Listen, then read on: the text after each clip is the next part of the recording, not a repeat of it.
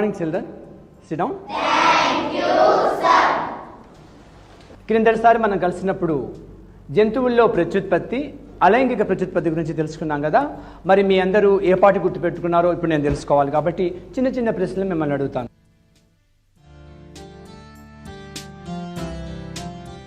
గుడ్లను పెట్టే జంతువులని ఏమంటారు? అండోత్పాదకాలు.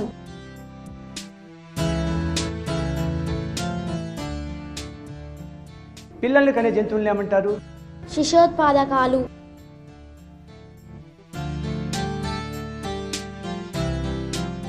ఈగ లార్వాని ఏమని పిలుస్తారు? మెగ్గాట్.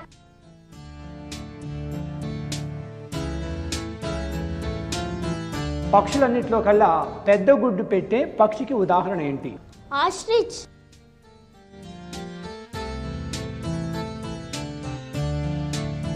Very nice. అవును రాజేష్, నిన్న సాయంత్రం నువ్వు మీ నాన్నగారు కుందేళ్ళను కొన్నట్టున్నారు మార్కెట్లో. అవును సార్. చాలా బాగుందయ్యా.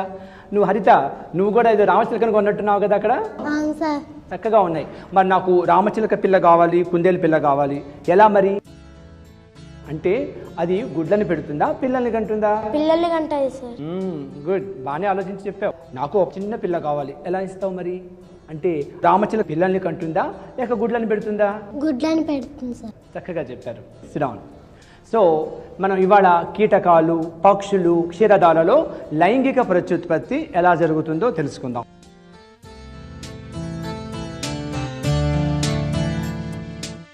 ముందు లైంగిక ప్రత్యుత్పత్తి విధానం అంటే ఏంటో తెలుసుకుందాం. స్త్రీ బీజకణం, పురుష బీజకణాల కలయిక, లేక స్త్రీ సంయోగ బీజకణాలు, పురుష సంయోగ బీజకణాల కలయిక విధానం ఉన్నటువంటి ప్రత్యుత్పత్తిని లైంగిక ప్రత్యుత్పత్తి అంటారు.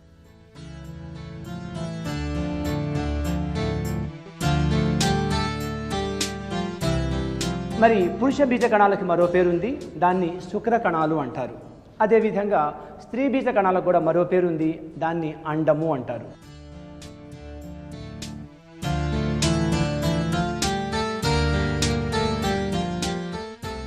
ముష్కము అనేది పురుష బీజ అవయవం, అలాగే స్త్రీ బీజ కోసం అనేది స్త్రీ బీజ అవయవం.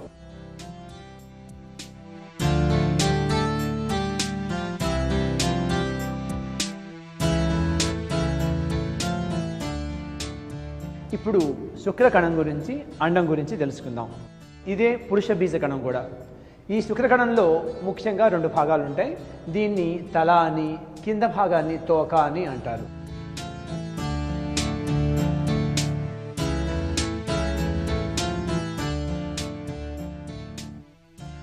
ఈ తలని తోకని కలుపుతూ మధ్యలో నడిమి తునక అనే చిన్న భాగం ఉంది, చూసారా? ఇది రెండింటినీ కలుపుతుందన్నమాట. ఈ తలకి ముందు ఒక చిన్న కవచం లాంటి, టోపీ లాంటి భాగం ఉంటుంది, దీన్ని యాక్రోసోమ్ అంటాం.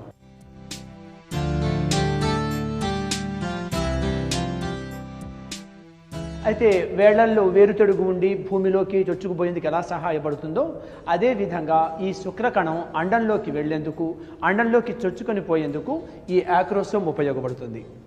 ఈ శుక్రకణాలు ముష్కాల నుంచి తయారవుతాయి, చాలా సూక్ష్మంగా ఉంటాయి, అధిక సంఖ్యలో ఉత్పత్తి అవుతాయి. అంతేకాకుండా ఈ తోక సహాయంతో వేగంగా ఒక చోటు నుంచి ఇంకో చోటికి ప్రయాణం చేస్తాయి.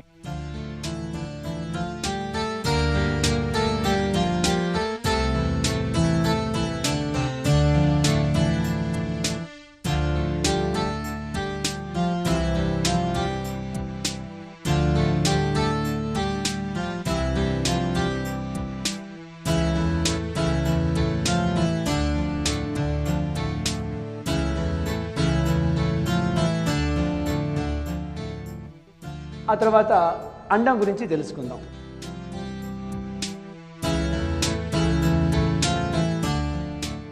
ఇది అండం. ఈ అండాలు స్త్రీ బీజకోశాల్లో పుడతాయి. అయితే ఈ అండాలు శుక్రకణాల కన్నా ఎన్నో రెట్లు పెద్దదిగా ఉంటాయి, కానీ తక్కువ సంఖ్యలో ఏర్పడతాయి. ఇవి స్థిరంగా ఉంటాయి.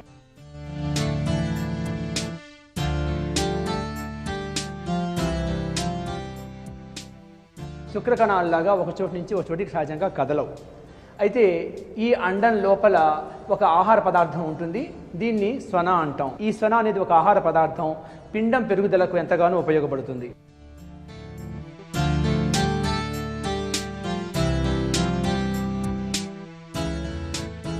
ఈ అండాన్ని పరిశీలిస్తే లోపల కేంద్రకం ఉంది. ఈ కేంద్రకం చుట్టూ జీవ పదార్థం ఉంది.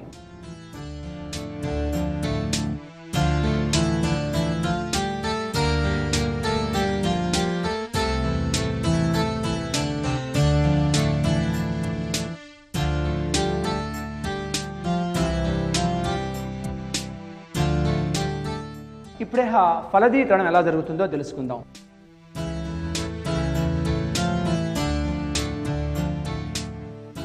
శుక్రకణం అండంతో కలవటాన్ని ఫలదీకరణ అంటారు.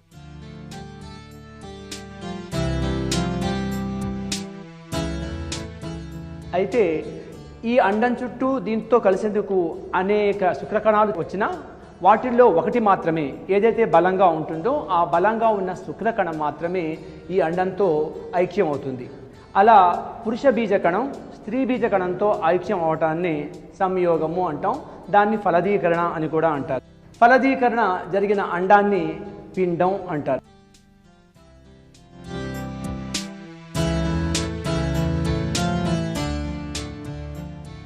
స్త్రీ జీవిలో ఫలదీకరణ కనుక శరీరం లోపల జరిగితే దాన్ని అంతర్ఫలదీకరణ అంటారు. అదేవిధంగా స్త్రీజీవికి బాహ్యంగా ఫలదీకరణ జరిగితే దాన్ని బాహ్య ఫలదీకరణ అని అంటారు. అంతర్ఫలదీకరణానికి ఉదాహరణ సరీసృపాలు, పక్షులు, క్షీరదాలు. అదేవిధంగా బాహ్య ఫలదీకరణానికి ఉదాహరణ ఉభయచరాలు, చేపలు.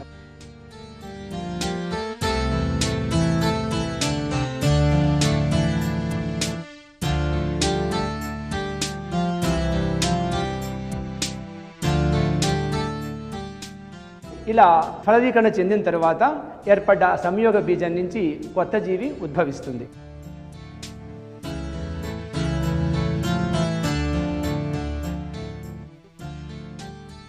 తరువాత కీటకాలలో కూడా లైంగిక ప్రత్యుత్పత్తి ఎలా జరుగుతుందో ఇప్పుడు మనం తెలుసుకుందాం.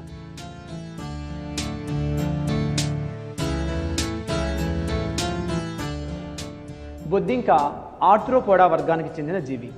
ఇందులో ప్రత్యుత్పత్తి ఎలా జరుగుతుందో చూద్దాం.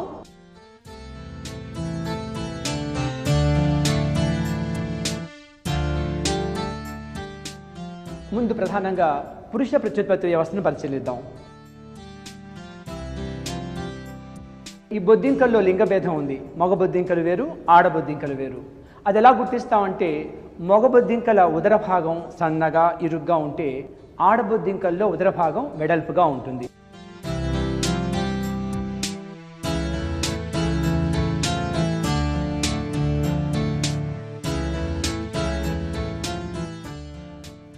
ఈ పురుష ప్రత్యుత్పత్తి వ్యవస్థను మనం పరిశీలించేటట్లయితే ఇందులో ముఖ్యంగా ఒక జత ముష్కాలు ఉంటాయి.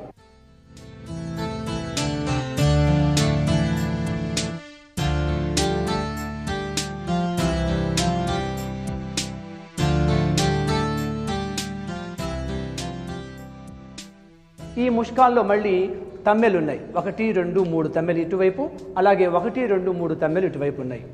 ఈ ముష్కాలు పొడుగ్గా ఉన్నటువంటి నాళాలు శుక్రవాహికల్లోకి తెరుచుకుంటాయి. ఇవి శుక్రకణాలను తీసుకెళ్తాయి కాబట్టి వీటిని శుక్రవాహికలు అని అన్నారు.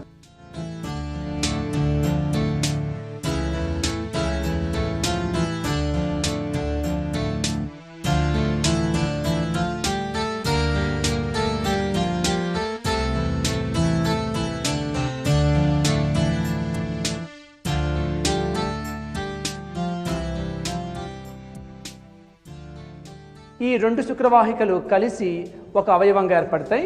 దీన్ని స్ఖలన నాళము అని అంటారు.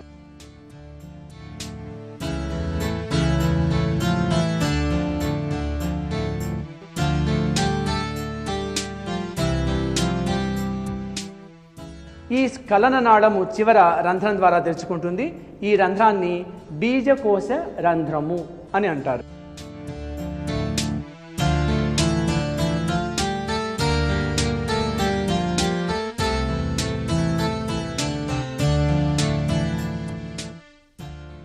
ఇప్పుడు దీని యొక్క పనిచేసే తీరు తెలుసుకుందాం. ఈ ముష్కంలో ఉన్నటువంటి తమ్మెల్లో ఉన్న భాగాలు అంటే ముష్కాలన్నీ కలిసి శుక్రకణాలను ఉత్పత్తి చేస్తాయి. అధిక సంఖ్యలో శుక్రకణాలు తయారవుతాయి. ఆ తయారైనటువంటి శుక్రకణాలు శుక్రవాహిక ద్వారా ఈ గొట్టం ద్వారా ప్రయాణించి అక్కడ నుంచి స్ఖలన నాళం ద్వారా బీజకోశ రంధ్రం ద్వారా బయటకు వస్తాయి.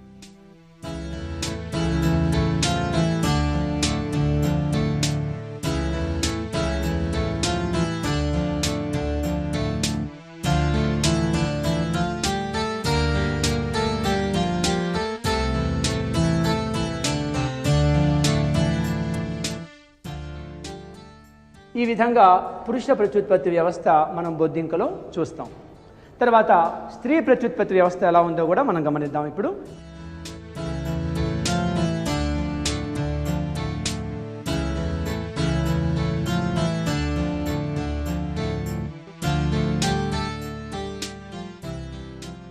ఇది స్త్రీ ప్రత్యుత్పత్తి వ్యవస్థ. ఈ స్త్రీ ప్రత్యుత్పత్తి వ్యవస్థలో ఒక జత స్త్రీ బీజ కోశాలు ఉంటాయి.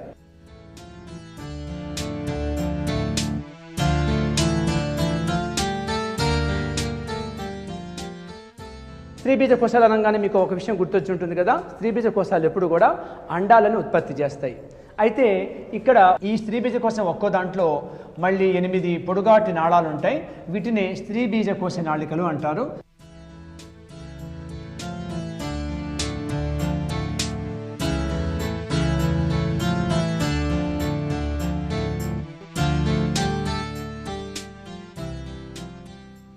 అలాగే ఇటువైపు కూడా స్త్రీబీజ కోశంలో 8 స్త్రీబీజ కోశ నాళికలు ఉంటాయి. ఈ స్త్రీబీజ కోశ నాళికలు స్త్రీబీజ కోశంలోకి తెరుచుకుంటే ఆ 2 స్త్రీబీజ కోశాలు ఒక సన్నని గొట్టం ద్వారా కిందకు తెరుచుకుంటాయి. దాన్నే స్త్రీబీజ వాహిక అంటారు.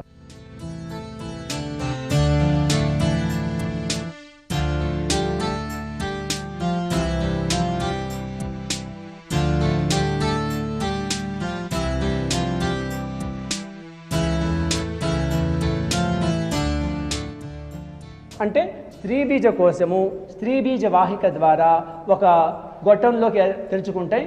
అంటే ఈ 2 స్త్రీబీజ వాహికలు ఒక గొట్టంగా తెరుచుకుంటాయి. దాన్ని సామాన్య బీజవాహిక అంటారు.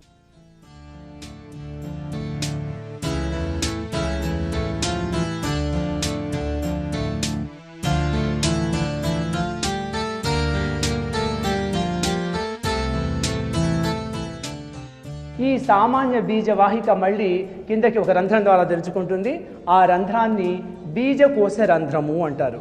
ఈ బీజకోశ రంధ్రము ఒక పెట్టెలాంటి నిర్మాణంలో తెరుచుకుంటుంది కాబట్టి ఆ పెట్టెలాంటి నిర్మాణాన్ని జనన కోశము అని అంటారు.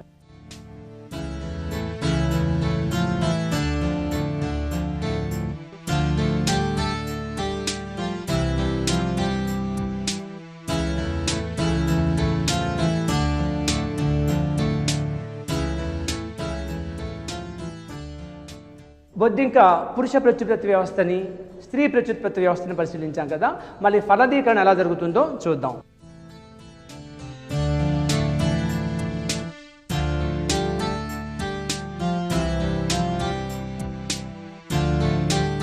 మగ బొద్దింక ప్రత్యుత్పత్తి వ్యవస్థ నుంచి వచ్చిన శుక్రకణాలు జనన కోశంలోకి చేరతాయి.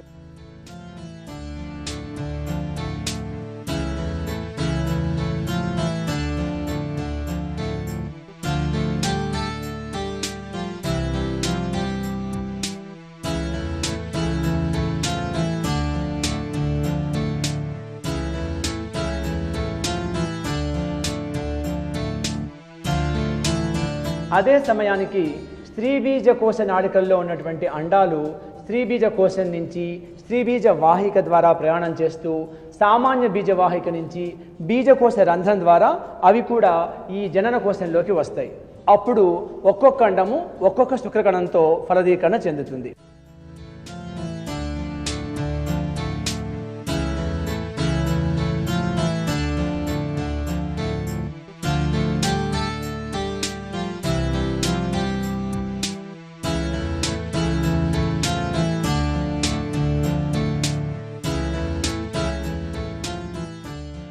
అలా ఫలదీకరణ చెందాక ఈ గుడ్లన్నీ గుడ్ల పెట్టెలాగా ఉన్నటువంటి ఈ గుడ్ల కోశంలోకి అమర్చబడతాయి.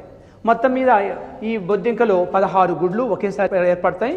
ఈ 16 గుడ్లు కూడా 2 వరుసల్లో ఒక్కో వరుసలో 8 చొప్పున ఈ పెట్టెలాంటి నిర్మాణంలో అమర్చబడతాయి.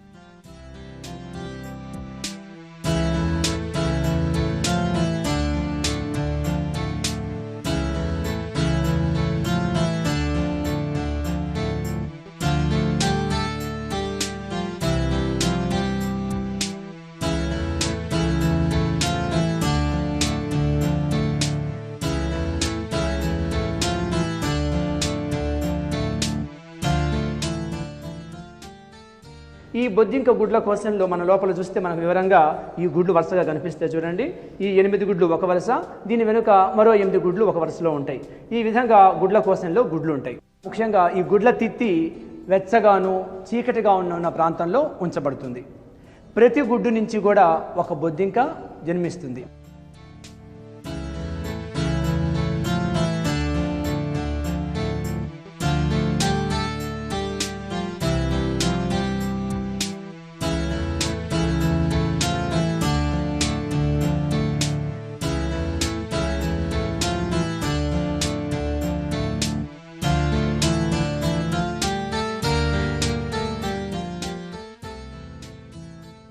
అయితే బొద్దింక పుట్టినప్పుడు రెక్కలు లేకుండా, రంగు లేకుండా ఉంటుంది. సహజంగా బొద్దింక తేనె రంగులో ఉంటుంది కదా, కానీ ఈ పిల్ల బొద్దింక రంగు లేకుండా వివర్ణంగా ఉండటమే కాకుండా దానికి రెక్కలు కూడా ఉండవు.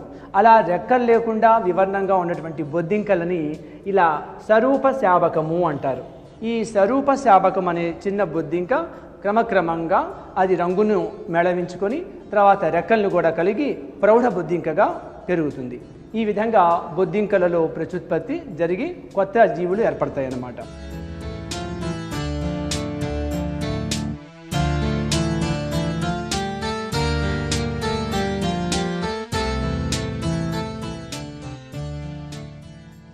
పక్షుల్లో ఇప్పుడు మనం ప్రత్యుత్పత్తి ఎలా జరుగుతుందో చూద్దాం.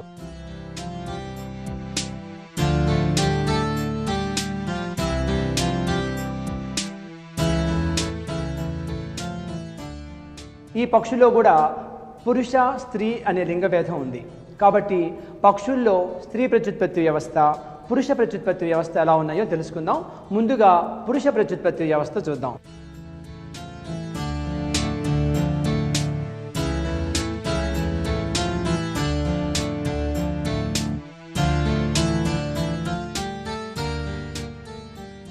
పక్షి పురుష ప్రత్యుత్పత్తి వ్యవస్థ.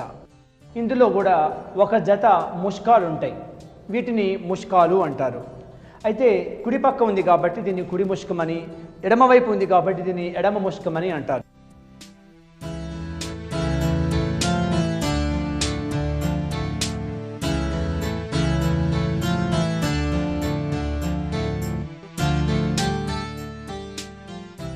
ఈ 2 ముష్కాలు పొడుగ్గా ఉన్నటువంటి నాళంలోకి తెరుచుకుంటాయి. ఈ పొడుగ్గా ఉన్నటువంటి నాళమే శుక్రవాహిక. పేరుని బట్టి మనం అర్థం చేసుకోవచ్చు. ఈ శుక్రవాహిక ఎప్పుడు కూడా శుక్ర కణాలని వాహనంగా ఒక చోటు నుంచి ఒక చోటుకి తీసుకెళ్తూ ఉంటాయి కాబట్టి శుక్రవాహిక అని పేరు పెట్టారు.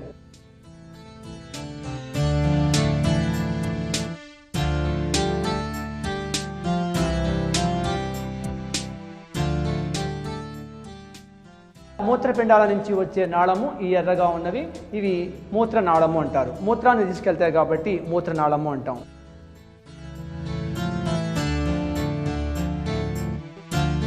అంటే ఇందులో ఒక జత మూత్రనాళాలు, ఒక జత శుక్రవాహికలు ఉన్నాయి. ఈ శుక్రవాహికలు ఒక జత కూడా సంచి లాంటి నిర్మాణమైనటువంటి అవస్కరణలోకి తెరుచుకుంటాయి.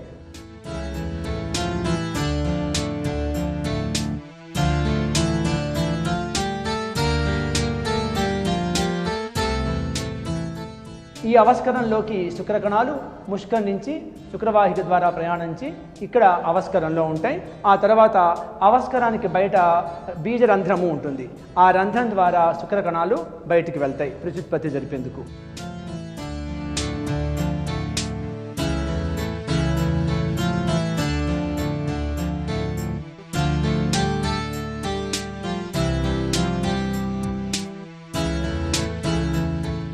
ఇప్పుడు ఆడపక్షిలో ప్రత్యుత్పత్తి వ్యవస్థ ఎలా జరుగుతుందో చూద్దాం.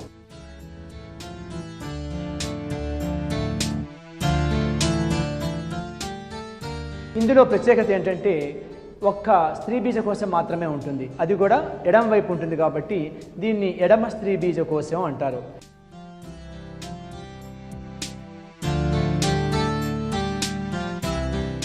సహజంగా చాలా జంతువుల్లో 2 బీజకోశాలు ఉంటాయి, కానీ ఇందులో మాత్రం ఒక్క స్త్రీ బీజకోశము, అది ఎడమ వైపు మాత్రమే ఉంటుంది. అలాగే ఒక ఎడమ స్త్రీ బీజకోశము, దానికి సంబంధించి స్త్రీ బీజవాహిక, ఈ 2 కూడా పక్షి శరీర కుహరంలో ఎడమ వైపు ఉంటాయన్నమాట.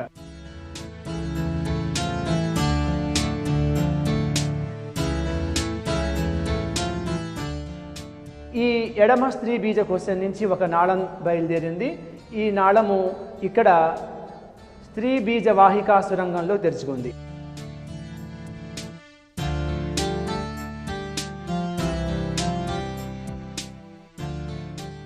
ఈ స్త్రీ బీజ వాహికా సురంగము, ఈ ఎడమ స్త్రీ బీజ కోసం రెండు కూడాను మూత్రపిండాలని అతుక్కొని ఉన్నాయి. ఇది మూత్రపిండము, ఇది స్త్రీ బీజ వాహికా సురంగం.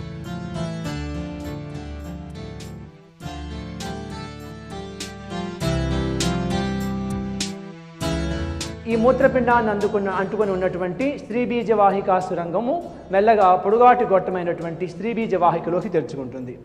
ఇది చాలా మెలికలు తిరిగి ఉన్నటువంటి పొడుగాటి స్త్రీ బీజ వాహిక. ఈ పక్షుల్లో అంతర్ఫలదీకరణ జరుగుతుంది. ఇందాక బొద్దింకలో కూడా జరిగింది అంతర్ఫలదీకరణే. అదేవిధంగా పక్షుల్లో కూడా అంతర్ఫలదీకరణ జరుగుతుంది. అది కూడా పక్షులు అంతర్ఫలదీకరణ అనేది స్త్రీ బీజ వాహికలోనే జరుగుతుంది.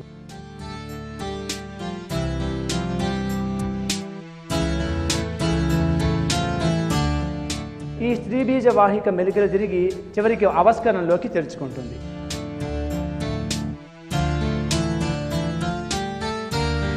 కాబట్టి పురుష ప్రత్యుత్పత్తి వ్యవస్థలో కుడి ముష్కం నుంచి ఎడమ ముష్కం నుంచి వచ్చినటువంటి శుక్ర కణాలు అవస్కరణలో నుంచి ఈ యొక్క స్త్రీ ప్రత్యుత్పత్తి వ్యవస్థలోని అవస్కరణలోకి, అక్కడి నుంచి లోపలికి స్త్రీ బీజ వాహికలోకి వచ్చి ఇక్కడ వచ్చినటువంటి ఎడమ స్త్రీ బీజ కోశం నుంచి వచ్చినటువంటి అండాలతో ఇక్కడ కలుస్తాయి.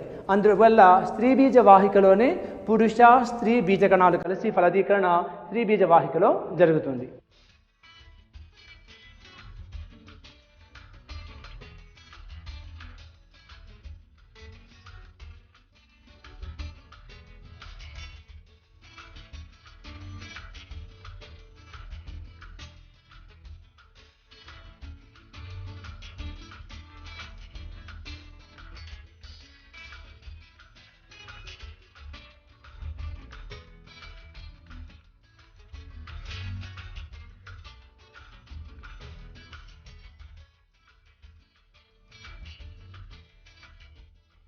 ఇప్పటి వరకు మనం కీటకాలు, పక్షులు పరిశీలించాం కదా. ఇంకా అత్యున్నత సకశేరుకాల స్థాయిలో ఉన్నటువంటి క్షీరదాలు, వాటిల్లో ప్రత్యుత్పత్తి ఎలా జరుగుతుందో తెలుసుకుందాం.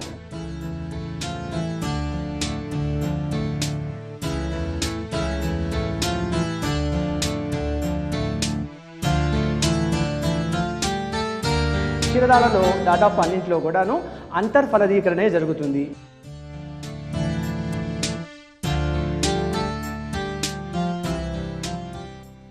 ఈ సందర్భంగా మనము క్షీరదాలకి చెందినటువంటి ఒక ఉదాహరణ కుందేలు తీసుకుందాం.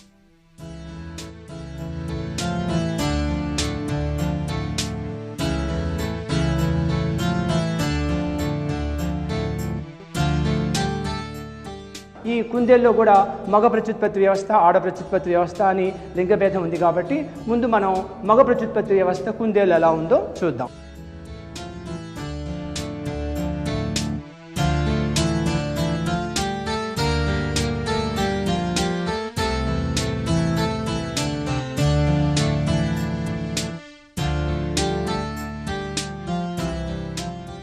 చూడండి, ఇది మగ కుందేలు యొక్క ప్రత్యుత్పత్తి వ్యవస్థ. ఇందులో ఈ భాగం ముష్కం, దీంట్లో కూడా ఒక జత ముష్కాలు ఉంటాయి.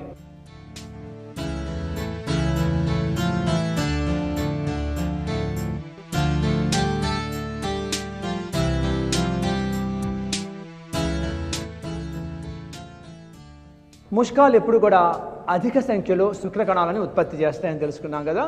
ఇవి కూడా అంతే. ఈ ముష్కాల నుంచి సన్నని నాళాలు బయలుదేరుతాయి. ఈ నాళాలని శుక్రవాహికలు అంటారు. ముష్కం నుంచి బయలుదేరినాయి. ఈ ముష్కంలో ఉండేటువంటి శుక్రకణాలు ఈ నాళం ద్వారా ప్రయాణం చేస్తాయి కాబట్టి ఈ నాళాన్ని శుక్రవాహిక అన్నారు. అయితే ఈ ముష్కాలు ఎప్పుడు కూడా అనేక మెలికలు తిరిగినటువంటి ఒక నాళంలోకి తెరుచుకుంటాయి. ఈ నాళాన్ని ఎపిడిడైమిస్ అంటారు. ఈ ఎపిడిడైమిస్ పైకి వెళ్తే పైన ఆ భాగాన్ని శుక్రవాహిక అంటాం.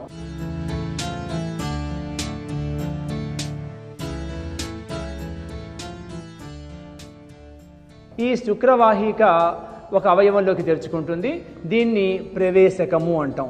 అలాగే ఇటు నుంచి కూడాను ఈ ముష్కంలో కూడా ఇటువైపు కూడా ఎపిడిడైమిస్ అని అనేక మెలికలు తిరిగిన నాళం ఉంటుంది. ఆ నాళం పైకి ప్రయాణిస్తుంది, దాన్ని శుక్రవాహిక అంటాం. అంటే ఒక జత శుక్రవాహికలు రెండు ఇందులోకి ప్రవేశించబడతాయి. ఈ రెండు శుక్రవాహికలు ప్రవేశించినటువంటి ఈ భాగాన్ని ప్రవేశకము అంటాం.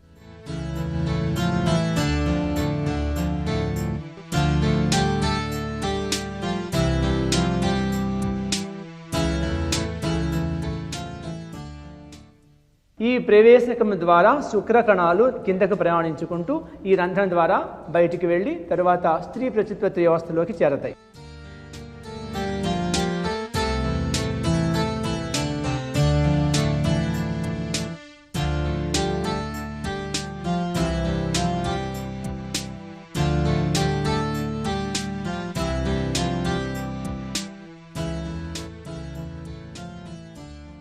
ఇక్కడ మనం గమనించాల్సిన విషయం ఏంటంటే, ఇందాక పక్షుల్లో ఈ ముష్కాలు మూత్రపిండాలకు అతుక్కొని ఉన్నాయి, కానీ ఇక్కడ మూత్రపిండాలు వెడంగాను ఈ ముష్కాలు వెడంగాను ఉన్నాయి. ఇంకో ప్రత్యేకత ఏంటంటే, ఈ క్షీరదాలలో ముష్కాలు ఎప్పుడు కూడా ఒక సంచి లాంటి నిర్మాణంలో ఉంటాయి. దాన్ని ముష్కగోణి అని అంటారు. ఈ ముష్కగోణి ముష్కాలను ఎప్పుడు రక్షిస్తూ ఉంటుంది.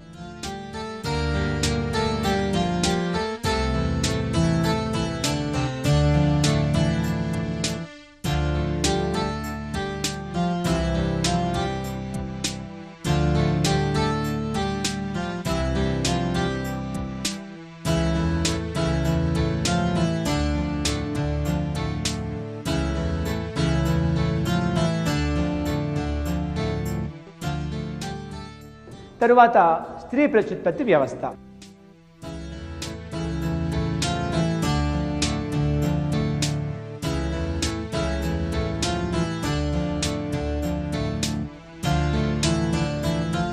చూడండి, ఇది కుందేలు స్త్రీ ప్రత్యుత్పత్తి వ్యవస్థ. ఈ పటాన్ని గమనించండి. ఇందులో పురుష ప్రత్యుత్పత్తి వ్యవస్థలో లాగా స్త్రీ ప్రత్యుత్పత్తి వ్యవస్థలో కూడా మూత్రపిండాలకి దూరంగా ఉన్నాయి. ఇవి ఒక జత స్త్రీ బీజ కోశాలు.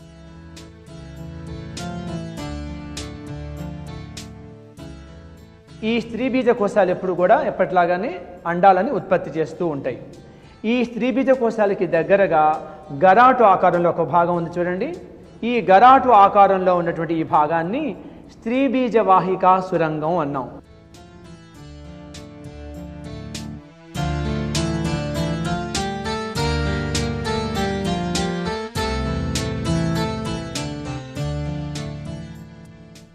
ఈ స్త్రీ బీజవాహికా సురంగము మెలికలు తిరిగినటువంటి గొట్టంలోకి తెరుచుకుంటుంది.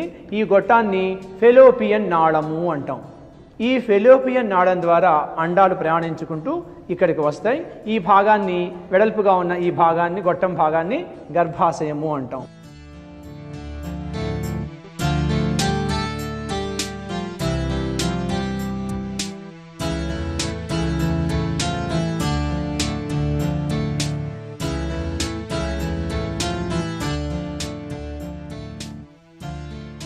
గర్భాశయంలోనే ఈ యొక్క కుందేలులో ప్రత్యుత్పత్తి ఫలదీకరణ జరుగుతుంది. ఈ గర్భాశయం కిందనికి యోనిలోకి తెరుచుకుంటుంది. దీన్ని యోని భాగం అంటాం. ఇది యోని రంధ్రం. అలాగే ఈ మూత్రపిండాల నుంచి వచ్చిన నాళం మూత్రనాళాలు. ఈ మూత్రనాళాలు రెండు మూత్రకోశంలోకి తెరుచుకుంటాయి.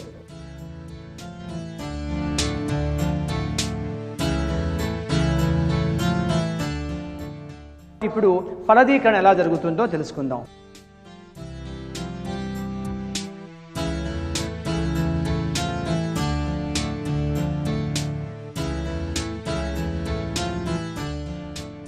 ఇందులో కూడా అంతర్ఫలదీకరణే జరుగుతుంది. అంటే స్త్రీజీవి యొక్క శరీరం లోపలే ఫలదీకరణ జరుగుతుంది. చూద్దాం. మరి పురుష ప్రత్యుత్పత్తి వ్యవస్థలో వచ్చినటువంటి శుక్రకణాలు ఇలా ఈ రంధ్రం ద్వారా యోనిలో నుంచి గర్భాశయంలోకి ప్రవేశించి ఇక్కడ ఉంటాయి. గర్భాశయంలోకి ఈ శుక్రకణాలు వచ్చే సమయానికి స్త్రీబీజ కోశంలోని అండాలు ఈ యొక్క స్త్రీబీజవాహికా సురంగం నుంచి ఫెలోపియన్ నాళం నుంచి వచ్చి అవి కూడా గర్భాశయాన్ని చేరి ఇక్కడ గర్భాశయంలో ఫలదీకరణ జరుగుతుంది.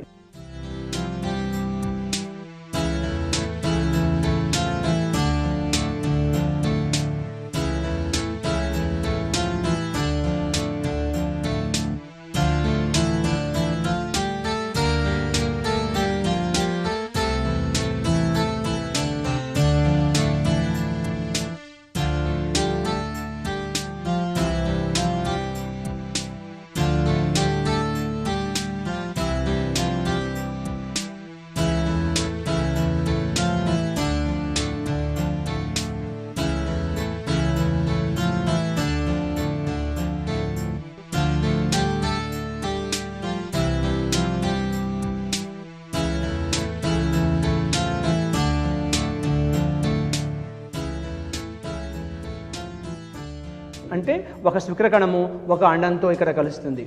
అలా అండం పిండంగా మారాక గర్భాశయపు గోడని అంటుకొని అక్కడ పెరుగుతూ ఉంటుంది.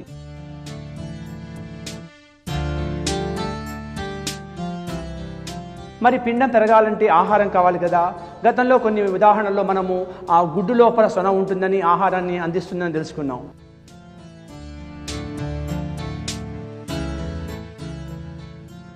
ఇక్కడ గర్భాశయం గోడకిను పిండానికి మధ్య ఒక నాళం లాంటి భాగం ఉంటుంది. దాన్ని జరాయువు అంటారు.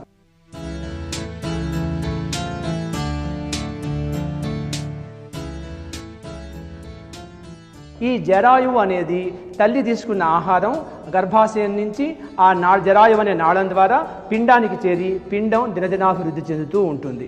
కాబట్టి పిండానికి ఆహారం ఎప్పుడు కూడా తల్లి శరీరం నుంచి గర్భాశయం నుంచి జరాయువు ద్వారా లభిస్తుంది. అయితే ఆ జరాయువు ఎలా ఉంటుందో మీకు ఒక బొమ్మలో చూపిస్తాను.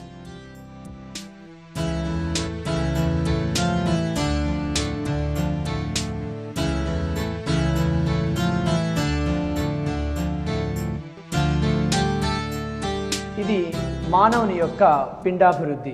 మానవులు కూడా మరి క్షీరదాలే కదా. కాబట్టి స్త్రీలో పిండాభివృద్ధి ఎలా జరుగుతుందో ఇక్కడ చూస్తున్నాం. అయితే ఈ పిండానికి ఇక్కడ బొడ్డు దగ్గర నుంచి నీలంగా ఉన్నటువంటి ఈ పొడుగాటి నాళమే జరాయువు. అంటే ఈ యొక్క గర్భాశయానికి పిండానికి మధ్య సంధానంగా ఉండేటువంటి నాళాన్నే జరాయువు అంటాము.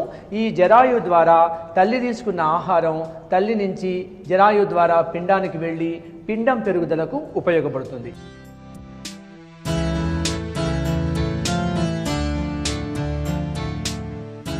ఈ విధంగా క్షీరదాలలో జరాయువు ఒక సంధానంగా గర్భాశయానికి పిండానికి ఆహారాన్ని అందించేటువంటి ఒక నాళంగా ఉపయోగపడుతుంది.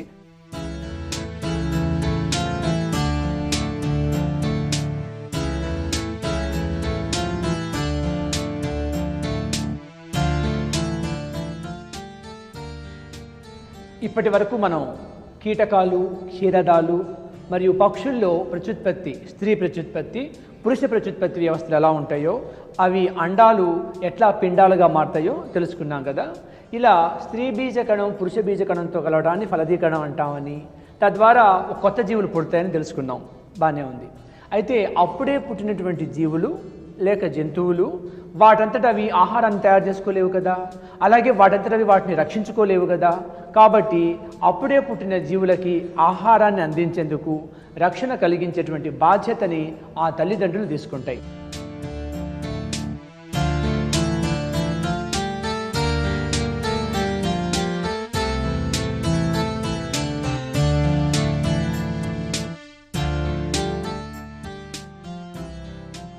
జంతువుల్లో, పక్షుల్లో, క్షీరదాల్లో సంతానాన్ని ఎలా సంరక్షిస్తాయో ఇప్పుడు మనం తెలుసుకుంటాం. అంటే తల్లిదండ్రులు పిల్లలని రక్షించడాన్ని, అది పిల్లల్ని సంరక్షించడాన్ని సంతాన పాలన అంటారు.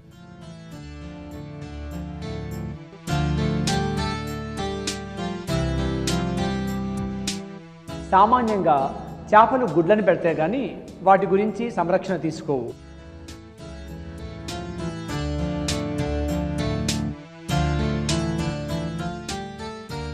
అలాగే ఉభయచరాలు పరిశీలిద్దాం.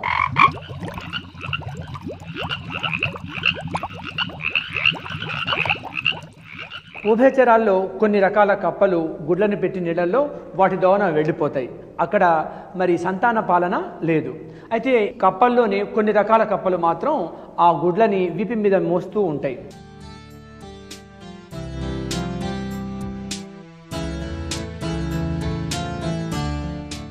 తర్వాత పక్షుల్లో పరిశీలిస్తే కనుక పక్షుల్లో ఉభయచర జీవుల కన్నా కూడా సంతాన పాలన ఎక్కువగా కనిపిస్తుంటుంది. మనం చూస్తూనే ఉంటాం నిత్య జీవితంలో. ఈ పక్షులన్నీ కూడా ముందు గుడ్లను పొదిగి వాటి నుంచి చిన్న పక్షులు వచ్చాక, పక్షి పిల్లలు వచ్చాక వాటి గూడులో జాగ్రత్తగా కాపాడుతూ ఉండటం, గూడుని ఇంకొంచెం గట్టిగా ఏర్పాటు చేయటం, వాటికి ఆహారాన్ని తన నోటి ద్వారా పిల్ల పక్షిలోకి ఆహారాన్ని అందించడం మనం గమనిస్తుంటాం కదా.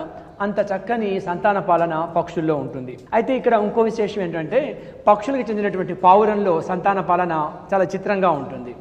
ఏంటంటే ఈ యొక్క పావురాలలో క్షీరదాల్లో ఎలా పాలను ఉత్పత్తి చేస్తాయో అలాగే ఈ పావురం కూడాను ఆ బిడ్డ అంటే చిన్న పావురాల దాని నోట్లో నుంచి వచ్చేటువంటి ఒక ద్రవ పదార్థాన్ని పిల్ల పావురంలోకి పంపిస్తూ ఉంటుంది. ఇక్కడ ప్రత్యేకత ఏంటంటే ఈ తల్లి పావురం నోటిలో ఒక క్షీరదాల్లో ఎలా క్షీరం అంటే పాలు ఎలా ఉద్భవిస్తాయో అట్లాగే తల్లి పావురంలో ఒక రకమైనటువంటి ద్రవ పదార్థం ఉత్పత్తి అవుతుంది.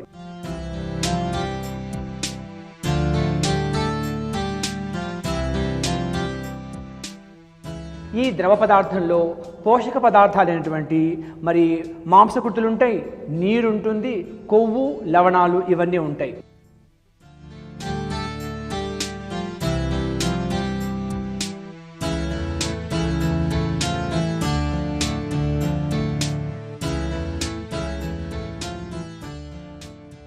ఇంత ప్రధానమైనటువంటి పోషక పదార్థాలున్న ఆ ద్రవ పదార్థాన్ని తల్లి పావురము ఆ బిడ్డ పావురంలోకి నోటిలోకి అందిస్తూ ఉంటుంది. ఈ విధంగా మరి సంతాన పాలన పావురంలో చూస్తుంటాం. లేకపోతే క్షీరదాల సంగతి చెప్పక్కర్లేదు. ఈ క్షీరదాల్లో సంతాన పాలన అత్యున్నత స్థాయికి ఎదిగి ఉంది. ఇక్కడ కొన్ని 2 ఉదాహరణలు తెలుసుకుందాం. ముఖ్యంగా ఎకిడ్నా.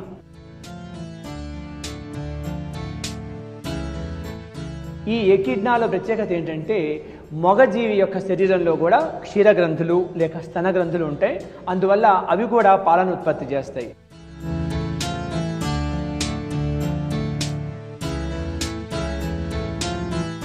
కొత్తగా పుట్టినటువంటి జీవికి అటు మగ ఎకిడ్నా ఆడ ఎకిడ్నా రెండు కూడా పాలిచ్చి పెంచి సంరక్షిస్తూ ఉంటాయి. అంతేకాకుండా ఈ ఆడ ఎకిడ్నా పూర్తిగా అభివృద్ధి చెందినటువంటి ఆ యొక్క జీవిని తన పొట్టకి అంటే ఉదరం వైపు ఉన్నటువంటి సంచిలో పెట్టుకొని రక్షిస్తూ దానికి ఆహారాన్ని అందిస్తూ పెంచుతూ ఉంటుంది.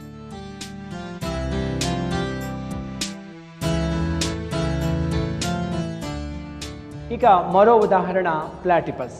దాన్ని డక్బిల్ ప్లాటిపస్ అంటారు.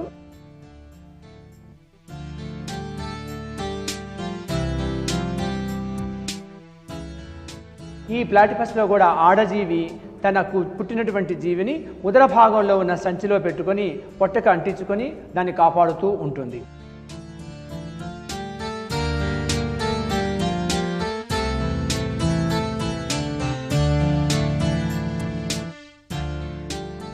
అలాగే ఆస్ట్రేలియా దేశంలో ఉన్నటువంటి కంగారు ఉంది కదా, ఈ కంగారు కూడా పూర్తిగా ఎదగినటువంటి తన బిడ్డని ఉదర భాగంలో ఉన్న సంచిలో పెట్టుకొని మిగతా పెరుగుదలను అక్కడ ఏర్పాటు చేసుకుంటుంది.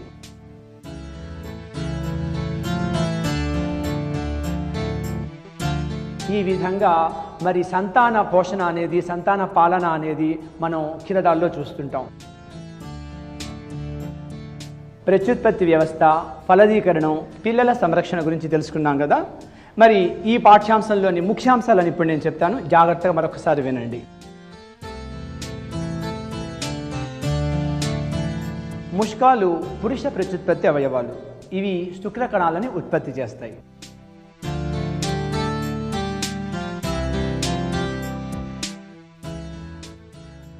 స్త్రీ బీజ కోశాలు. ఇవి స్త్రీ ప్రత్యుత్పత్తి అవయవాలు. ఇవి అండాలని ఉత్పత్తి చేస్తాయి. శుక్రకణం అండంతో ఐక్యం అవటాన్ని ఫలదీకరణ అంటారు. ఒక స్త్రీ జీవి బాహ్యంగా ఫలదీకరణ జరిపితే దాన్ని బాహ్య ఫలదీకరణ అని, అదా కాకుండా స్త్రీ జీవి శరీరం లోపల గనక ఫలదీకరణ జరిగితే దాన్ని అంతర్ఫలదీకరణ అని అంటారు. పిల్ల బొద్దింకలని స్వరూప శాపకాలు అంటారు. ఆడపక్షిలో ఎడమ బీజకోశం మాత్రమే ఉంటుంది. ఇప్పటి వరకు మనం ఈ పాఠంలోని ముఖ్యాంశాల గురించి వివరంగా తెలుసుకున్నాం కదా. మరి మీ అందరికీ పాఠం ఏ పాట అర్థమైందో నేను తెలుసుకోవాలి కాబట్టి మిమ్మల్ని కొన్ని ప్రశ్నలు వేస్తాను, సమాధానం చెప్పండి. స్త్రీ బీజకణము పురుష బీజకణము సంయోగం చెందటాన్ని ఏ ప్రత్యుత్పత్తి విధానం అంటారు? లైంగిక ప్రత్యుత్పత్తి.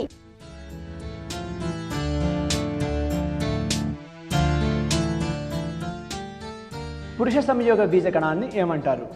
శుక్ర కణాలు.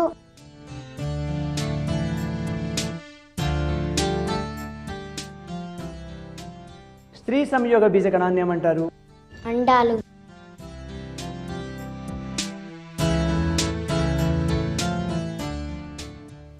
అండాలు ఎక్కడ ఏర్పడతాయి? స్త్రీ బీజకోశంలో.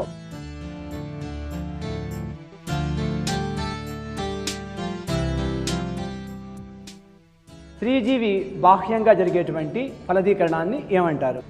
బాహ్య ఫలదీకరణం.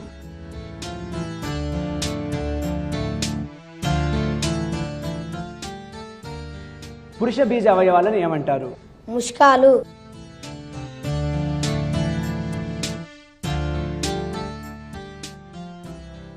మరి పిల్ల బొద్దింకని ఏమంటారు? సరూప శాబకాలంటారు.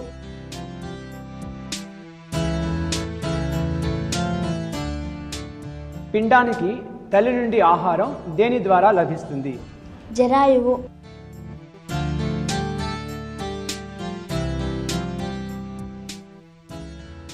స్త్రీ బీజ కోశానికి దగ్గరగా ఉండే గరాటు ఆకారంలో ఉండే భాగాన్ని ఏమంటారు? స్త్రీ బీజ వాహికా సురంగం అంటారు సార్.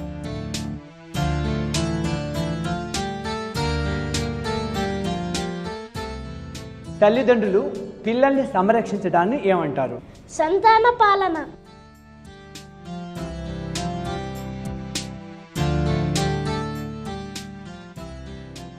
శుక్రకణానికి తల ముందు ఉండే భాగాన్ని ఏమంటారు? ఆక్రోసోమ్.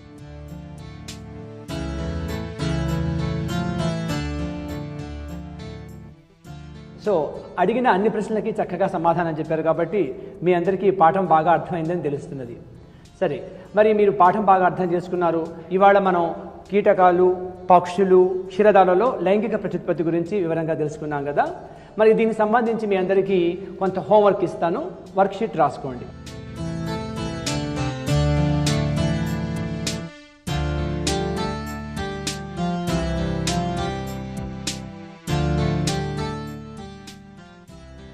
అండము, శుక్రకణం పటం గీసి దాన్ని వర్ణించండి.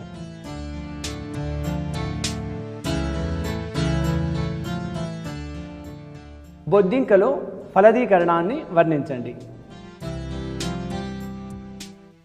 బాహ్య ఫలదీకరణ, అంతర్ఫలదీకరణ జంతువుల్లో, పక్షువుల్లో ఎలా జరుగుతుందో ఒక పట్టిక తయారు చేయండి.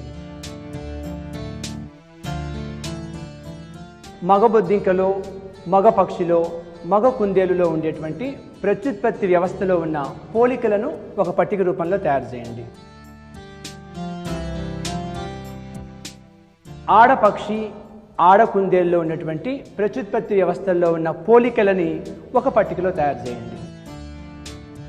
ఈరోజు మనం కీటకాలు, పక్షులు, క్షీరదాలలో లైంగిక ప్రత్యుత్పత్తి గురించి తెలుసుకున్నాం కదా. మరి ఈసారి మనం కలుసుకున్నప్పుడు మరికొన్ని కొత్త విషయాలు తెలుసుకుందాం.